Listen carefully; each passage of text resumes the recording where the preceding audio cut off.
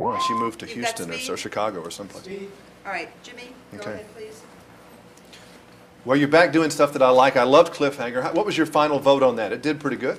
Oh, no, I'm very, very happy. We did about 85 domestic, and we're doing well foreign. So it achieved its purpose. It was entertaining, and it got me back to where I should be, maybe. And you were doing this while the publicity was going on for Cliffhanger, so you were probably pretty pooped out during the earlier part of this year. Yeah, pretty much so.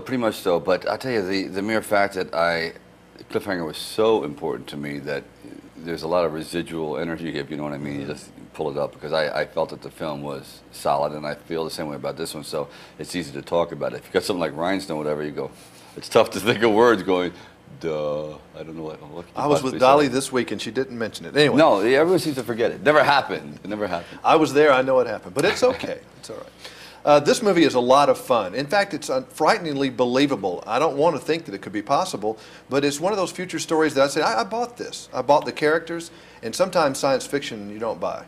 No, but they were very, very cunning in the way they constructed the script, that they walk that line to provide entertainment, but also there's a little bit of insight where technology can catch up the way it's progressing, like with the Verisex helmet and the sex scenes and things like that. Yes, it's very possible.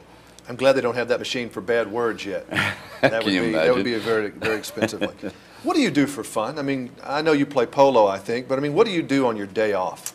I've become a golfing fanatic, and that's really it. Either I'll paint golf, and that takes up hours, as you know. But golfing has really come to the forefront. I'm fanatical about it. Matter of fact, I was just down in Orlando taking lessons with a man named David Ledbetter, who is probably the best instructor in the world. He teaches all the pros. I don't know what he's doing with me, but I thought some of it might just happen to rub off. You any good? I'm not bad. I mean, it's not a total embarrassment. You're not yelling for and whacking people with your great strength or something? We worked through that already. I had about 6 months of that where literally you knew I was playing because everyone was wearing an Army helmet. So that's gone by now. Yeah, I think I would, if I saw Rambo on the golf course, I don't know what I'd think about that if I was coming at you the other way. You know what the big problem is? I thought Gerald Ford was the problem. You know? No, being Rambo, Rocky, whatever, they expect every shot to go 700 yards and the ball to explode in midair. I mean, they're expecting superhuman feats, so that's the problem. That's funny. What are your musical tastes? I don't think I've ever talked to you about that. I don't even have, couldn't even guess. I guess you might say that I'm kind of stuck in the 70s in a sense. I like that music very much, the Buffalo Springfield, and of contemporary music, I just tend to like soulful, like Michael McDonald grooves. I mean, some of the heavy metal, like Stone Temple Pilots, I mean, they're very inventive. But I tend to go for things a little bit more diversified and story eyes. The songs have a little bit of a message in there somewhere. Are you a lot of fun to be with when you're making something like Demolition Man? Yeah. I am. You still try to keep... Oh, yeah. Because you're fun. I mean, you're a fun guy. And I didn't know if when you get in these things and you're getting beat up and you're really having to pump up and really get into this, if you were a lot of fun to be around.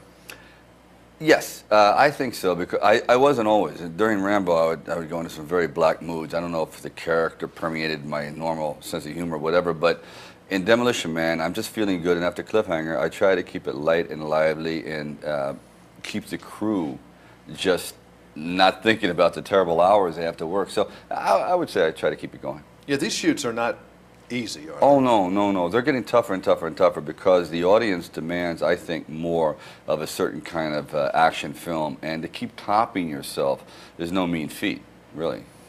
Yeah, and not that you're an old guy, but I mean, does your body feel any different than it did when you were 25? I have a Tylenol body, man. It's buffering Tylenol. I mean, I still can't get over you hanging on Cliffhanger. That was still spectacular. Thank you. So obviously you're still in great shape, but I was just wondering if you ever woke up with any aches and pains. Oh, I crawl to work. Sometimes I swear to you, I cannot get out of bed. It's like the Tin Man in The Wizard of Oz. No, it's not a pretty sight sometimes. Were you that way in Rocky, though, taking the hits and doing some of that?